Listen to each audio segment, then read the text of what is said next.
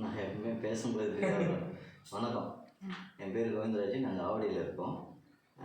பூமி பூஜை போடும்போது ஜூன் 9ஆம் தேதி அன்றைக்கே இவருக்கு ஃபோன் பண்ணோம். நாங்கள் இந்த வேலையை இவருடைய சிற்ப வேலையெல்லாம் நான் பார்த்தீங்கன்னா எங்கள் வீட்டம்மா ஒரு 2-2.5 வருஷமாக இதை பார்த்துட்டு இருக்காங்க. நான் வீடு கட்ட பிளான் பண்ணணும் போதே இந்த வேலை ஒரு இடத்துல நான் வீட்டில் இருக்கணும் அப்படின்னு முடிவு பண்ணி அன்றைக்கே பேசி, அதுக்கப்புறம் ஸ்டெப் பை ஸ்டெப்பாக ஒரு 7 மாதம் ஆகுது.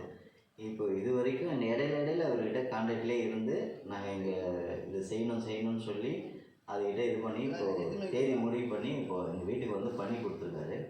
நாங்கள் ஆரம்பத்துலேருந்தே இவருடைய எல்லா வேலைகளும் எங்களுக்கு பிடிக்கும். ஆனால் நாங்கள் முடிவு பண்ணது கோமாதா கண்ணோட இந்த மரம் இதுதான் வேணும்னு முடிவு பண்ணியிருந்தோம்.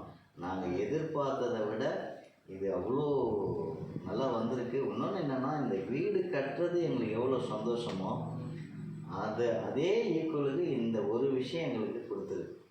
இப்போது உண்மையாகவே இது உள்ளே வரும்போதே பார்த்திங்கன்னா எனக்கு எப்படி சொல்கிறதே தெரில, அவ்வளோ சந்தோஷமாக இருக்குது. இது செவுரு இல்லை, இது ஒரு கோயில் மாதிரி ஆயிடுச்சு. இப்போது உண்மையாக அப்படி தான், இது கோயில் மாதிரி ஆயிடுச்சு. நாங்கள் இந்த அம்மாவுக்கு கோமாதாவுக்கு பொட்டு வச்சு வெள்ளி செவ்வாய் நல்ல நாளில் சாமி கும்பிடும்போது இந்த அம்மாவுக்கும் தீபாரத்தனை காட்டுற மாதிரி அந்த மாதிரி ஒரு அம்சமாக இந்த இடம் வெறும் செவுராக இருந்தது.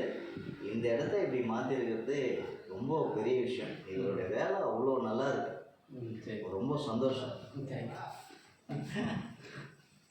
உண்மையாக போனதாக இல்லைன்னா இது சரி இருக்கிறத சொன்னீங்க.